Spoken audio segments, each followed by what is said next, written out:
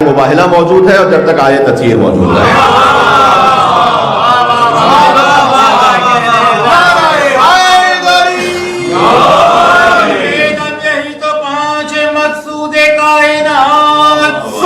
سبحان اللہ. اللہم صلی علی محمد.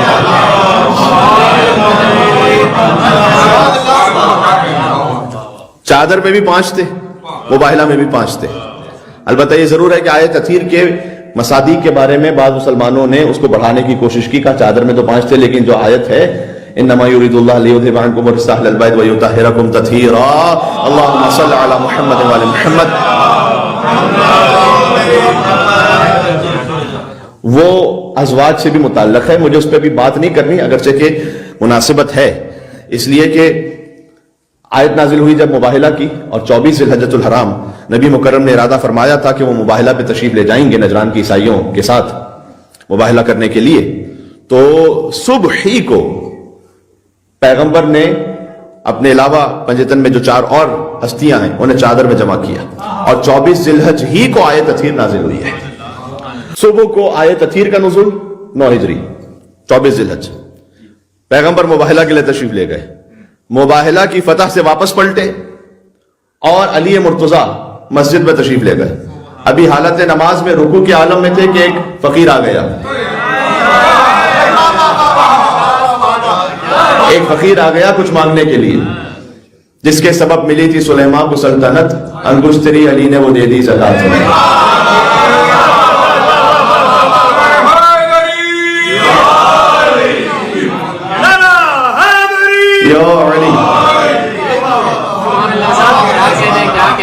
مباہلہ 24 ذی الحج, تطہیر 24 ذی الحج, آئے ولایت 24 ذی الحج. اللہ اکبر. 25 ذی الحج کا دن آیا تو سیدہ کونین کے ہاں یتیم و مسکین و اسیر پہنچ گئے, اور سورہ دہر قصیدہ بن کر نازل ہو گیا وَيُطْعِمُونَ الطَّعَامَ عَلَىٰ حُبِّهِ مِسْكِينًا وَيَتِيمًا وَأَسِيرًا. تو یہ جو 24 اور 25 ذی الحج ہے, آئے مباہلہ, آئے تطہیر, آئے ولایت, سورہ دہر, یہ اتنی عیدیں ایک ساتھ جمع ہے یہاں پر. اب کس پہ بات کیجئے کس پہ بات نہ کیجئے, لیکن مل کے صلوات ضرور بھیجیے پنجتن پاک محمد وعلی محمد پر. اللہم صلی علی محمد وعلی محمد. یہ بچوں کے ذہن میں میں نے, تاکہ ان کے ذہن میں یہ یاد تازہ رہے اور انہیں پتہ رہے. اچھا, یہ 9 ہجری کا واقعہ ہے اور 10 ہجری میں غدیر ہے. الیوم اکملت لکم دینکم واتممت علیکم نعمتی ورضیت لکم الاسلام دینا. سبحان اللہ. اور 11 ہجری میں حضور نے وصال فرما دیا. تو یہ جو 9 اور 10 ہجری کا زمانہ ہے نا, یہ پے در پہ ایک کے بعد اللہ سبحانہ وتعالیٰ آیتوں کو نازل کر رہا تھا شان اہل بیت میں, کہ اب حضور نے پردہ فرما جانا ہے, تاکہ تم حضور کی زندگی کے آخری ایام میں یاد رکھو کہ پنجتن کون ہے. علی ابن ابی طالب نفس رسول ہے, حسن اور حسین ابناء رسول ہے, نساء کی منزل پر فاطمہ زہرا سلام اللہ علیہا ہے. یاد رکھو تم اچھی طرح سے. بات واضح ہو رہی ہے. سورہ آل عمران آیت نمبر 59 مباہلہ سے پہلے کی آیت ہے. ان مثل عیسیٰ عند اللہ کمثل آدم خلقہ من تراب. الفاظ اتنے اچھے ہیں کہ آپ تک خود پہنچ گئے, اسے ترجمہ کرنے کی بھی ضرورت نہیں ہے. یقیناً اللہ کے نزدیک عیسیٰ کی مثال آدم کی مثال ہے. خلقہ من تراب, اللہ سبحانہ وتعالیٰ نے تراب سے خلق کیا. ثم قال له, اس کے بعد ان کے لیے کہا کن ہو جا, فیکون, تو وہ ہو گئے. کیا آیت ہے.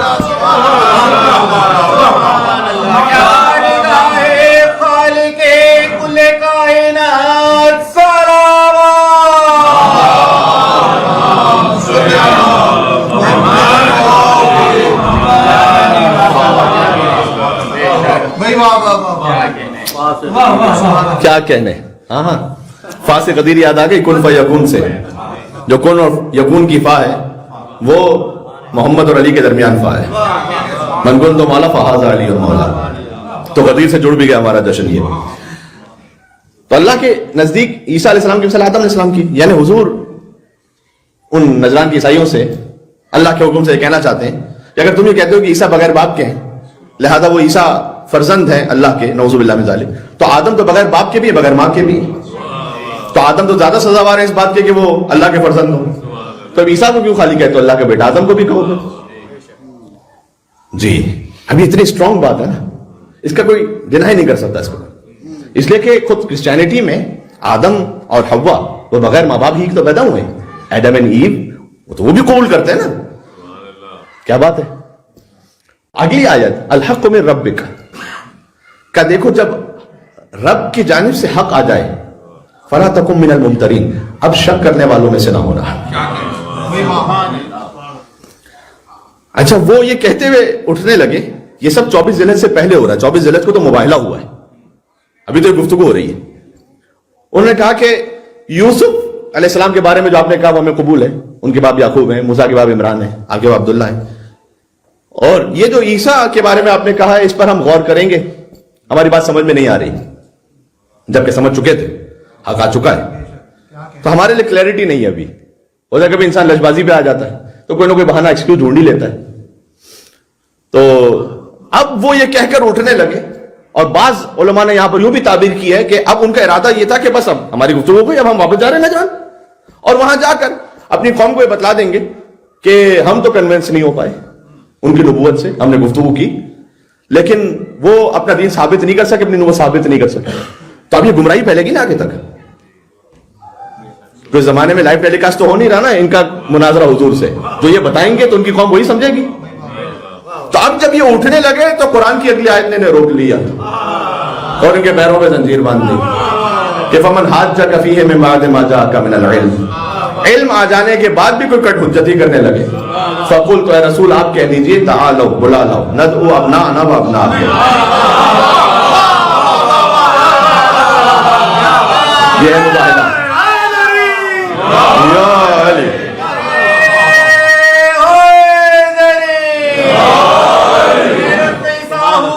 کیا کہنے ہیں.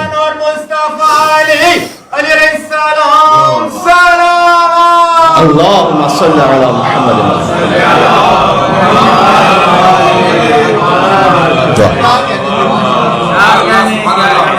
نہ تو ہم بھی بلاتے ہیں ابناءنا و ابناءکم, اپنے بیٹوں کو تم اپنے بیٹوں کو بلاؤ, ونساءنا و نساءکم, ہم اپنی عورتوں کو بلاتے ہیں تم اپنی عورتوں کو بلاؤ, وانفسنا و انفسکم, ہم اپنے نفسوں کو بلاتے ہیں تم اپنے نفسوں کو بلاؤ, ثم نبتہل, اس کے بعد مباہلہ کرتے ہیں.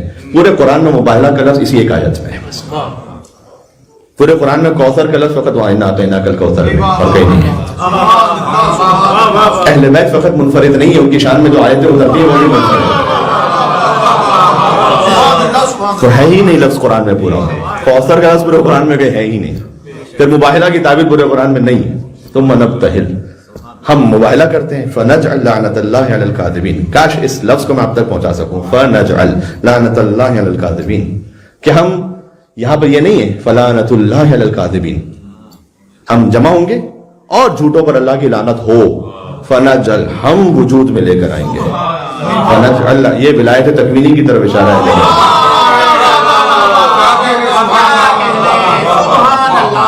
ہم وجود میں لے کر آئیں گے اللہ کی لعنت کو. فنجعل لعنت اللہ. بات سمجھ بھائی, چلیں اس کی میں مثال دیتا ہوں. زیارت وارثہ میں آپ کو حکم ہے کہ آپ زیارت پڑھتے ہوئے کہیں لعن اللہ امۃ قتلت کا, ولعن اللہ امۃ ظلمت کا, ولعن اللہ امۃ سمعت بذلک فرضیت پہ. خدا کی لعنت ان پر جنہوں نے ابا عبداللہ علیہ السلام آپ کو شہید کیا, آپ پر ظلم کیا, اور جنہوں نے اسے سنا فرضیت پہ اور اس پہ راضی رہے. ہم اللہ کی لعنت کو وجود میں نہیں لے کر آ رہے وہاں, ہم کہہ رہے ہیں کہ اللہ کی لعنت ہو ان پر. یہ بات فرق سمجھ میں آ رہا ہے. ایک ہے اللہ کی لعنت, ہو اللہ کی لعنت ان پر جنہوں نے حسین کو قتل کیا, جنہوں نے حسین پر ظلم کیا, جنہوں نے اس کو سنا اور اس پر راضی رہے. ایک ہے فنجعل, یہ جعل کا لفظ پتہ ہے, ایک اردو کا جعلی ہوتا ہے وہ الگ ہے. اردو کے جعلی کو عربی کے جعلی سے نہ ملائیے گا.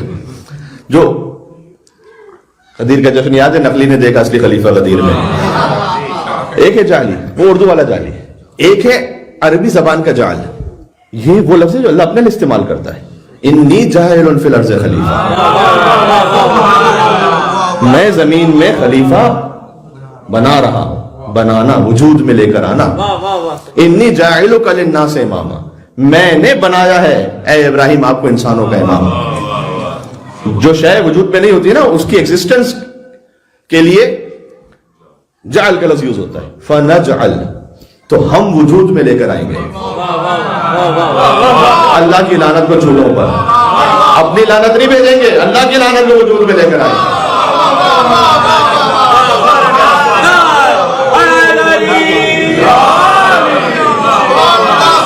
اس کی طاقت سمجھ میں آ رہی ہے جی. ہم قرار دیں گے اللہ کی لعنت کو جھوٹوں پر. جی, انہوں نے آپس میں طے کر لیا تھا کہ اگر محمد صلی اللہ علیہ وآلہ وسلم اپنے اصحاب کے ساتھ آئیں, مباہلہ کر لینا. جا کے دیکھیے تاریخ میں موجود ہے. اگر اپنے ہاؤس ہولڈ کے ساتھ آئیں, نہیں کرنا, اس لیے کہ جو اپنے امیڈیٹ فیملی ممبرز کو اسٹیج پہ لگانے کو تیار ہے اس کا مذہب سچ ہے. کیا کہنے, 24 ذی الحجہ کا دن آیا, صبح حضور نے پنجتن پاک کو چادر میں لیا. کیا کہنے. اچھا, اب ایک لطیف استخراج ہے, میں نے ڈائریکٹ روایت میں تو دیکھا نہیں, لیکن آپ اس وقت کے مدینہ کے ماحول سے سوچیں کہ جب ان کا حضور سے مکالمہ ہو رہا ہوگا یا وہ آئے مدینہ میں, رکے کچھ دن تک, بات ہوئی حضور سے, تو مولا علی کو تو دیکھا ہوگا یا نہیں. مولا علی, پہلے میں نے روایت سنائی نا کہ مولا علی سے تو ان کی بات ہوئی, تو علی کو بھی دیکھا ہے انہوں نے, حضور کو بھی دیکھا ہے. حسن اور حسین بھی مسجد میں آتے ہوں گے. ابھی کس کی کمی ہے یہاں پر؟ اس لیے مباہلہ فتح فاطمہ زہرا کا اعلان. جب یہ پنجتن ملیں گے ایک ساتھ, اس کو میں حدیث قصہ سے بھی استفادہ کر رہا ہوں. جب پنجتن جمع ہو گئے چادر میں, تو آپ سب کو یاد ہے فلمک تملنا, دو لفظ عربی میں, فلمک اجتمعنا, فلمک تملنا. ایک ہے اجتماع, اس وقت آپ اجتماع میں مجمع, اور ایک ہے فلمک تملنا. دونوں میں فرق کیا ہے؟ فرق یہ ہے کہ اجتماع کا مطلب یہ ہے کہ آپ میں سے کوئی اور کسی دوسرے کو کمپلیٹ نہیں کر رہا. آپ اجتماع میں ہیں لیکن انڈیویجول ہیں, اس کو کہتے ہیں اجتماع. لیکن اگر ایسے جمع ہو جائے کوئی کہ ایک دوسرے کا کمپلیشن ہو, اس کو کہتے ہیں کمال سے فلمک تملنا. بی بی نے یہ نہیں کہا کہ جب ہم جمع ہو گئے چادر میں, کہ جب ہم مکمل ہو گئے چادر میں.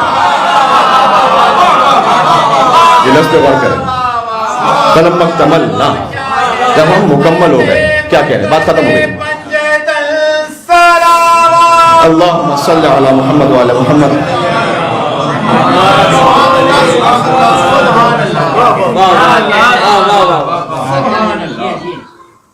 پنجتن پاک مباہلہ کے لیے بڑھے, اور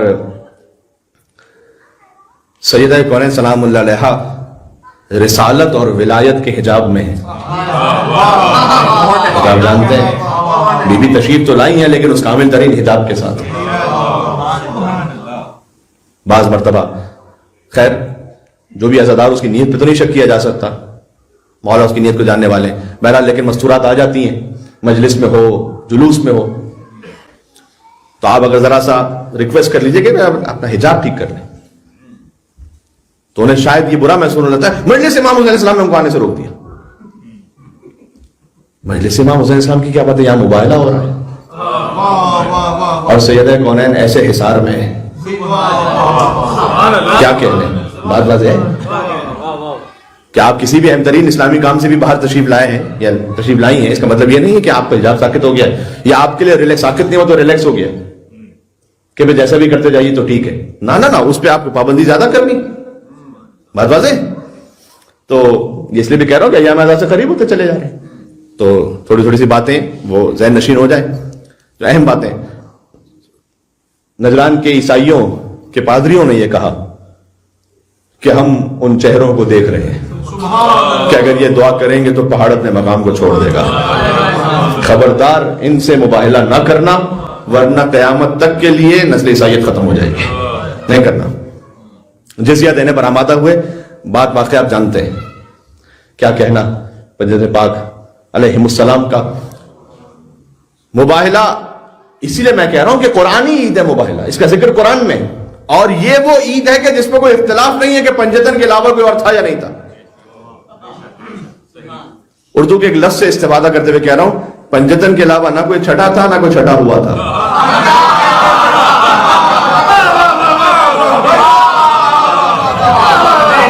جی, حضور گئے ہیں مباہلہ پر پنجتن کی 4 اور افراد کو ساتھ لے کر. ہے میرے ساتھ آپ یا نہیں؟ بس بات ختم کرنے لگا ہوں. مصطفیٰ ہیں, مرتضیٰ ہیں, سیدہ کونین ہیں, حسن مجتبی ہیں, حسین شہید کربلا ہیں, حضور ہیں سید الانبیاء, علی ہیں سید الاولیاء, بی بی فاطمہ ہیں سیدۃ النساء العالمین, حسن حسین ہیں سید شباب اہل الجنت اجمعین. ایک ہے نبیوں کا سردار, ایک ہے ولیوں کی سردار, ایک ہے عورتوں کی سردار, دو ہیں جنت کے جوانوں کے سردار. جو سردار تھے وہ مباہلہ میں چلے گئے تھے, جو امتی تھے وہ مدینہ میں رہ گئے تھے. اب اگر کسی بزرگ کو صدر اسلام کے اپنے نام کے آگے سیدنا لکھنا ہے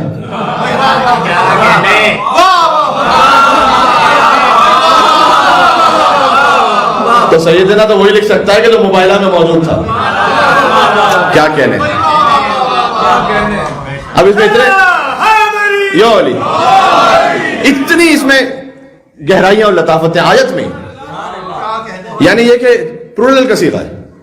ابنانا, نسانا, انفسنا, تینوں پلورل ہیں. یعنی حضور مکرم کے علاوہ کم از کم 9 اور لوگوں کی گنجائش ہے. ابنانا 3 بیٹے کم سے کم پلورل, نسانا 3 عورتیں, انفسنا 3 نفس. لفظ میں گنجائش ہے, ہاں مصداق میں نہیں ہے.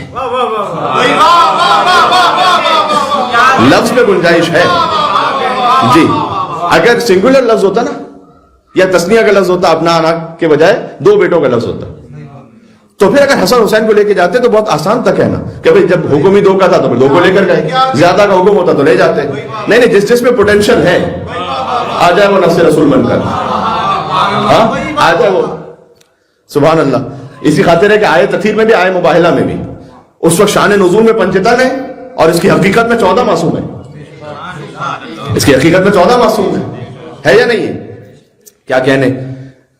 مامون رشید نے امام رضا علیہ السلام سے کہا کہ آپ کی کیا فضیلت ہے, آپ اپنے آپ کو ابنا انا میں سمجھتے ہیں, آپ اپنے آپ کو ابنا انا میں سمجھتے ہیں. اگر ابنا انا کا لفظ نہ ہو تو آپ کی کیا فضیلت رہ جائے گی. امام نے کہا ہم فقط ابنا انا میں نہیں ہے, ہم انفسنا میں بھی.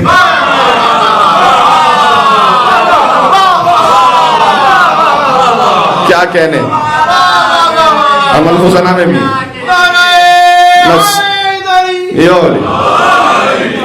امام فخر الدین رازی جیسے متعصب مفسر نے بھی اس بات کو لکھا اس آیت کے ذیل میں کہ نفس رسول علی ابن ابی طالب, اور نفس کا مطلب ہو بہو رسول جیسا. ابھی میرے بھائی نے ایک شعر پڑھا تھا بیٹیوں کے بارے میں حضور کے لیے. بعض اردو ترجموں میں قرآن کے اس فقیر و اخیر کو اللہ سبحانہ و تعالیٰ نے اتنی توفیق مجھے عطا ہوئی ہے کہ ویسے مجھے ترجموں کی ضرورت پڑتی نہیں, لیکن یہ کہ میں ترجمہ اس لیے دیکھ لیتا ہوں تاکہ مزاج تو سمجھ میں آ جائے.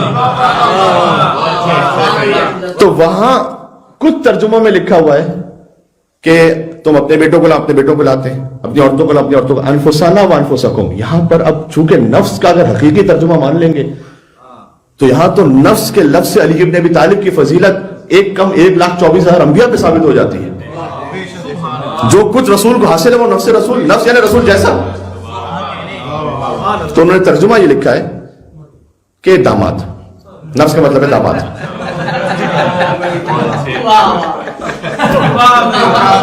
تم اپنے دامادوں کو لاؤ, اپنے دامادوں کو لاتے. لفظ کا انہوں نے ترجمہ یہ لکھا جو کہ علی کو لے کر گئے تھے اور علی کی فضیلت کو بھی نہیں ماننا تھا, تو کہا داماد کا ترجمہ لکھا ہے انہوں نے. ایک لمحے کے لیے مجھے یہ ترجمہ بھی قبول ہے, پتہ نہیں کون کیا بات سمجھ رہا ہے, مجھے قبول ہے. آپ کہتے ہیں کہ حضور کی بیٹیاں انتقال فرما گئی تھی, اگر وہ انتقال فرما, داماد تو نہیں مر گئے تھے.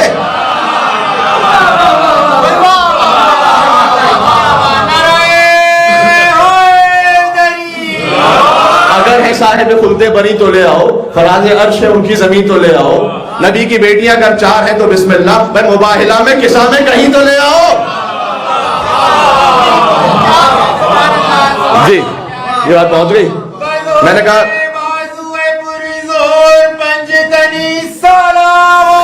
اللہم صلی علی محمد وعلی محمد.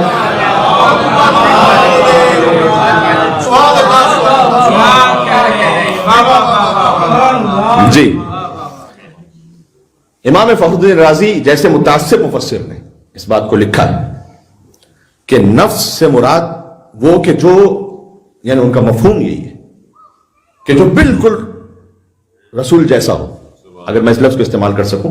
کیوں؟ یہ میں کیوں کہہ رہا ہوں؟ اس لیے کہ انہوں نے اس حدیث کو انہوں نے لکھا ہے اس موقع پر کہ من اراد الی ان ينظر آدم فی علمہ، وہ انہوں نے یہاں لکھا ہے ونوحا فی طاعتہ. شاید انہوں نے جو ورژن لکھا اس میں نوحا فی طاعتہ، ورنہ نوحا فی عزمہ زیادہ جگہوں پر ہے.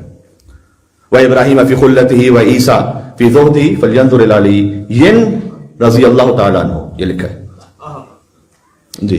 جو چاہتا ہے کہ کیونکہ علی نفس سے رسول ہیں تو انہوں نے کہا کہ جو چاہتا ہے کہ دیکھے آدم کا علم، نوح کا عزم یا نوح کی اطاعت، ابراہیم کی خلت، موسیٰ کی ہیبت، عیسیٰ کا زہد و تقویٰ، اسے چاہیے کہ علی رضی اللہ تعالیٰ عنہ کو دیکھے.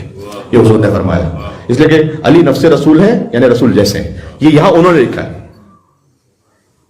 اب ایک بات تو یہ ہے رضی اللہ تعالیٰ عنہ کا لقب بھی اچھا لقب ہے، وہ ہمارے ذہنوں میں آ گیا کہ چونکہ منسوب کہیں اور سے ہو گیا تو ہم سمجھتے ہیں کہ پتہ نہیں کیا، ورنہ یہ بھی قرآنی لقب ہی ہے. البتہ درجات ہیں الگ الگ، ایک چیز کا اچھا ہونا اور ہے. اگر کوئی پی ایچ ڈی ڈاکٹر یہاں پر آئے تو آپ اس کا تعارف اس طرح سے نہیں کروائیں گے کہ انہوں نے میٹرک بڑے اچھے نمبروں سے پاس کیا ہے.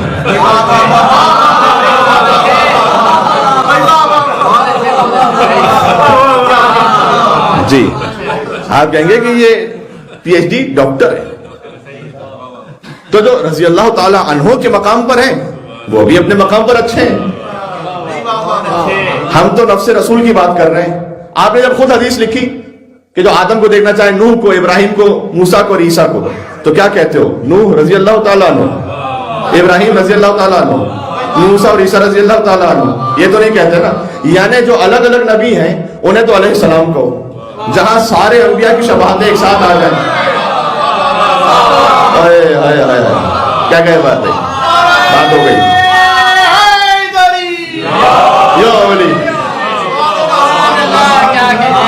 آخری بات اس لیے کہ یہاں میرا موضوع مکمل ہو جائے کہ جب امام فخر الدین رازی اتنا کہہ رہے ہیں تو اس کا مطلب یہ کہ انہوں نے مان لیا کہ علی علیہ السلام باقی انبیاء سے افضل ہیں. نہیں مانا.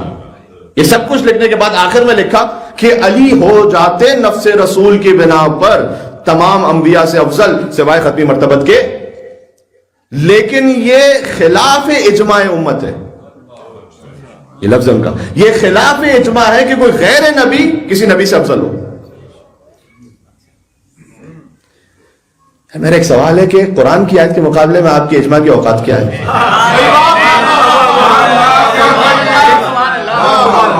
مطلب یہ کہ کوئی بھی کہاں سے اٹھ کے آ جائے گا.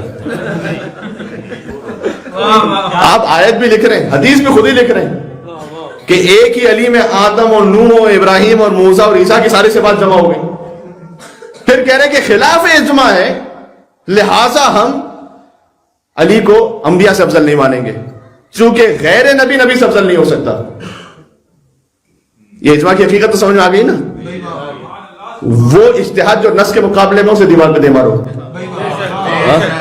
وہ اجماع جو رسول کے مقابلے میں ہے وہ تاریخ کے کوڑے ڈان میں ہے. صحیح نا.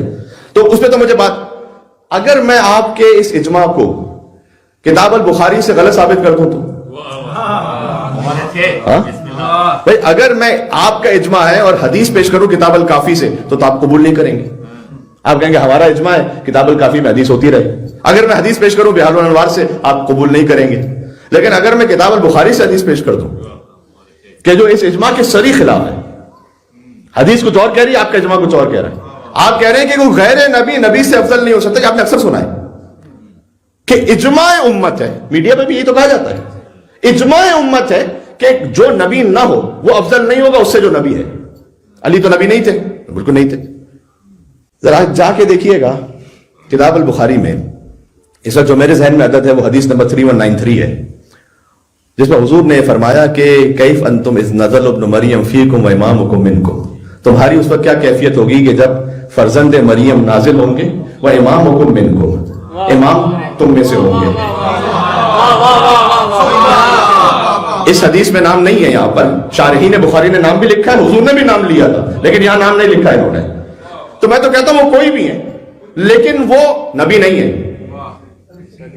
لیکن عیسیٰ کے امام ہے. ہائے ہائے ہائے، کہاں گیا اجماع؟ بھائی کو غیر نبی نبی سے افضل نہیں ہو سکتا نا. تو یہاں پر ہے کہ تمہاری اس وقت کیا کیفیت ہوگی کہ جب عیسیٰ ابن مریم نازل ہوں گے وہ امامکم منکم، امامت وہ نہیں کروائیں گے، امام تم میں سے ہوں گے. ہائے ہائے ہائے. اور میں شارحین بخاری کو لے لوں اور اہل سنت دیگر کتابوں کو لے لوں تو وہاں تو واضح موجود ہے والقائم المہدی. میں علی کی بات نہیں کر رہا, علی کے 11ویں فرزند کی بات کر رہا ہوں جو عیسیٰ کا امام ہے.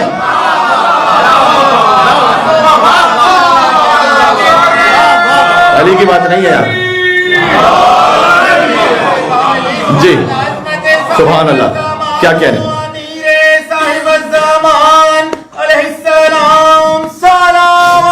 اللہم صلی علی محمد.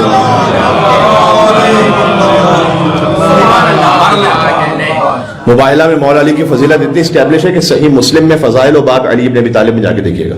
باب و فضائل علی ابن ابی طالب, مولا علی علیہ السلام کے فضائل کا چیپٹر, اس میں حاکم شام اور غالباً سعد ابن ابی وقاص کا مکالمہ ہے. مکالمہ یہ ہے کہ حاکم شام نے سعد ابن ابی وقاص سے کہا کہ تمہیں کیا چیز اس بات سے روکتی ہے کہ تم علی پہ لعنت نہیں کرتے؟ یہ حدیث بتلا رہی ہے یہاں پر جو لکھی گئی ہے, یہ روایت بتلا رہی ہے کہ اس وقت کا ماحول یہ ہے کہ علی ابن ابی طالب علیہ السلام پر سب و شتم ہو رہا ہے اور یزید کا باپ یہ پوچھ رہا ہے کہ کیا وجہ ہے کہ تم یہ نہیں کرتے؟ ہائے ہائے, ہم سے کہتے ہو کہ ہم صحابہ کو برا کہتے ہیں. تاریخ میں جا کے دیکھو یہ جی. اور ہم یہ بات بار بار اسٹیبلش ہو گئی کہ ہم کسی بھی صحابی کو برا نہیں کہتے, ہم منافق کو برا کہتے ہیں.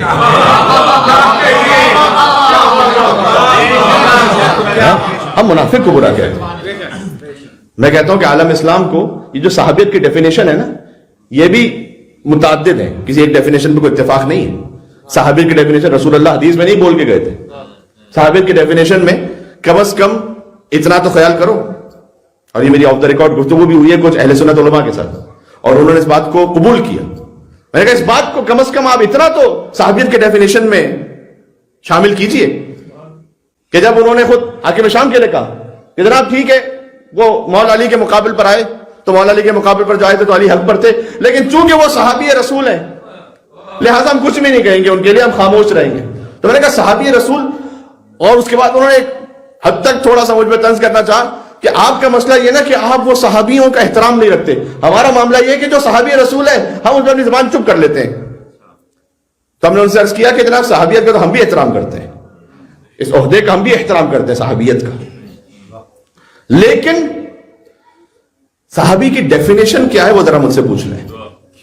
اور ڈیفینیشن یہ ہے کہ میں آپ کو سادہ سی بات کر رہا ہوں, کم از کم اتنا تو طے ہے نا کہ جو بعد از وفات رسول اوپنلی پنجتن کے مقابلے پر آیا اسے تو آپ صحابیت سے فارغ کیجیے. اور ہم نے ان سے پوچھا کہ آپ کے یہاں یہ حدیث موجود ہے حضور مکرم کی ہے نہیں کہ لحم کا لحمی ودم کا دمی سلب کا سلمی وحرب کا حربی, اے علی آپ کی جنگ میری جنگ ہے, آپ کی صلح میری صلح ہے. کیا یہ پنجتن کے لیے حدیث موجود ہے آپ کی کتابوں میں؟ انہوں نے کہا ہے, کیونکہ حدیث تو ہے یہ تو بہت ہی متفق علیہ حدیث ہے. تو جب یہ حدیث ہے تو جو علی کے مقابلے میں آیا وہ آیا کس کے مقابلے پر؟ یعنی رسول اللہ کے مقابلے پر بھی آیا, رسول اللہ کا صحابی بھی رہا.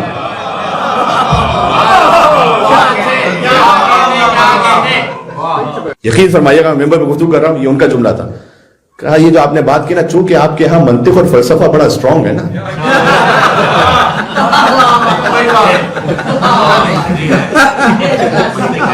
آپ کے حوزہ علمیہ میں چونکہ پڑھایا جاتا ہے منطق و فلسفہ بہت اسٹرانگ ہے آپ کا, اس لیے آپ یہ نتیجے نکال لیتے ہیں. کیا کہنے جی. تو ہاں اس ایڈمیشن کے لیے نفس کی شرافت اور روح کی طہارت چاہیے.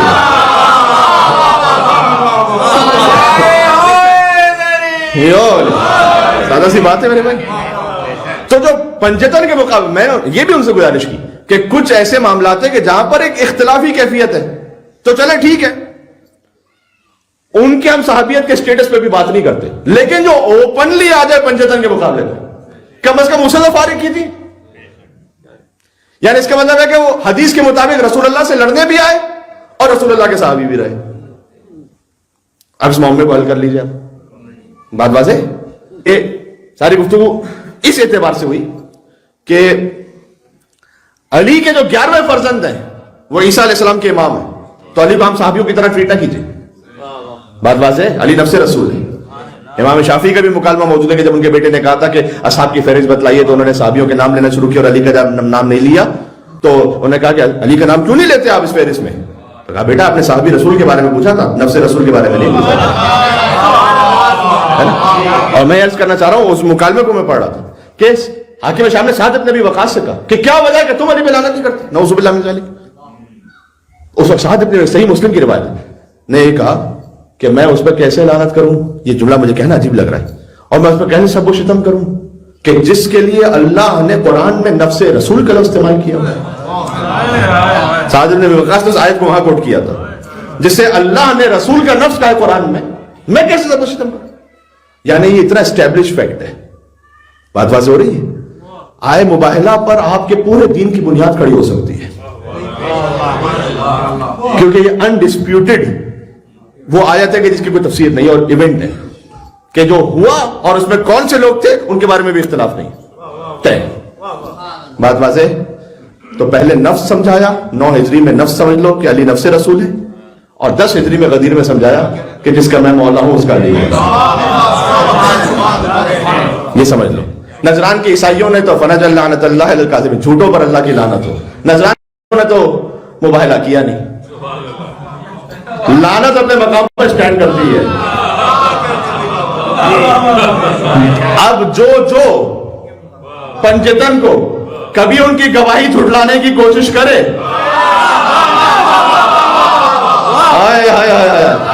کہاں پہنچا دیا میں نے جی. فنج لعنت اللہ علی الکاذبین میں مباہلہ ہوا نہیں، لعنت کہاں گئی؟ لعنت اسٹینڈ کرتی ہے اپنے مقام پر. جو پنجتن کی گواہی کو کبھی رد کرے. مسلمانوں اگر نہ مل رہا تو دہنے بہانے تلاش کر لینا.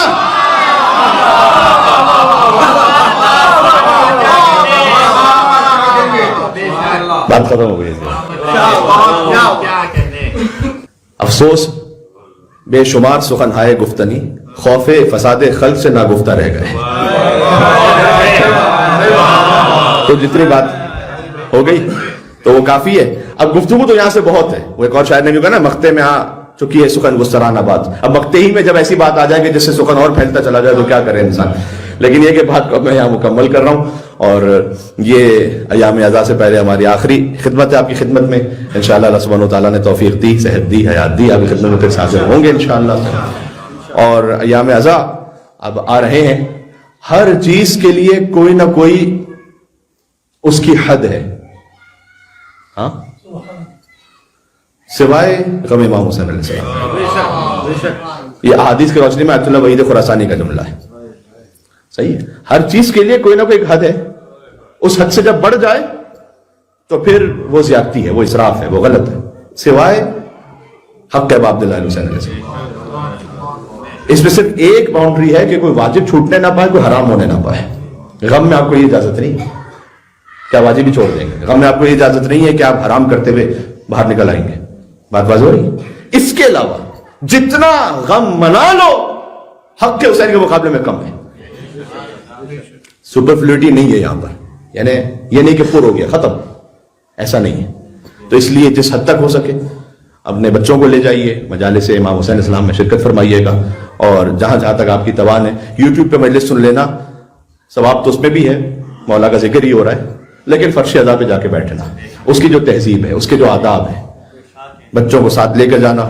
اور اس کے بعد ایک چھوٹا سا ڈسکشن بھی ہو جائے اگر بچوں ہی کے ساتھ جب آپ واپس تشریف لے جا رہے ہو اپنے گھر، کہ گفتگو میں کیا بات ہوئی، کون سی آیتوں کو پڑھا گیا، اس کا ترجمہ آپ کم از کم ایک دوسرے کے ساتھ شیئر کر لیں، ایک دوسرے سے گفتگو کر لیں، کون سی احادیث پڑھی مولانا صاحب نے، بات واضح، کن امور پہ گفتگو کی، ایک ذرا ریفریش ہو جائے. کچھ ہو سکتا ہے ان کے ذہن میں سوالات اٹھیں، آپ ان کے جواب دے دیں، جواب نہ آ پائے کسی اور سینئر سے پوچھ لیں، وہ بھی حل نہ ہو پائے تو مولانا صاحب سے آپ پوچھ سکتے ہیں. بہرحال یہ ذکر امام حسین فقط تعلیم کا حصہ نہیں ہے، ذکر امام حسین تربیت کا حصہ ہے. یہ فقط ایجوکیشن نہیں ہے، یہ اپ برنگنگ ہے. کیا فرق ہے؟ ایجوکیشن وہ ہوتی ہے 2+2=4. اچھی طرح اپنے بچے کو سکھا دیا نا، اب ریپیٹ کرنے کی ضرورت نہیں، ہو گئی تعلیم.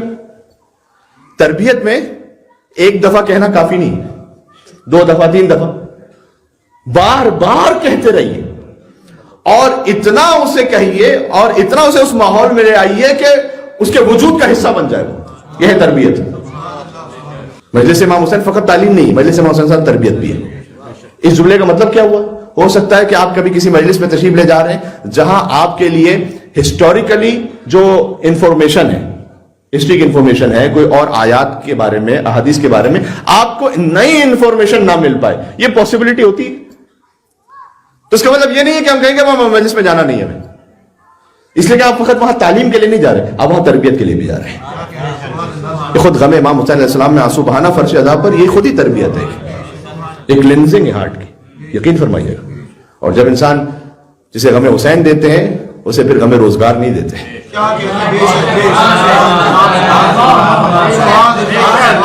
یاس یگانہ چنگیزی نے کہا اردو کے بہت معرکۃ العرا شاعر کہ ڈوب کر پار اتر گیا اسلام، آپ کیا جانے کربلا کیا ہے، کیا کہنے.